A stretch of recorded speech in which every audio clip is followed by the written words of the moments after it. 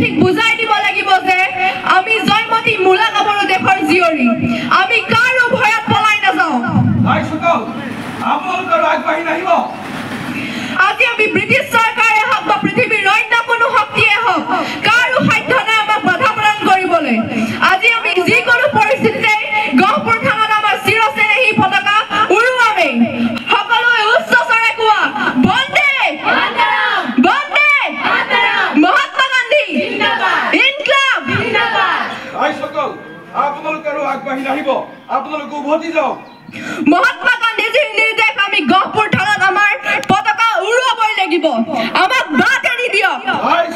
আপোনালোক আৰু এখোজো আগবাঢ়ি নাহিব নহলে বিপদ হ'ব আমি গুলি চলাবলৈ বাধ্য হ'ম আজি আমি কাৰো কথাই নামানো চিপাহীসকল ফায়াৰ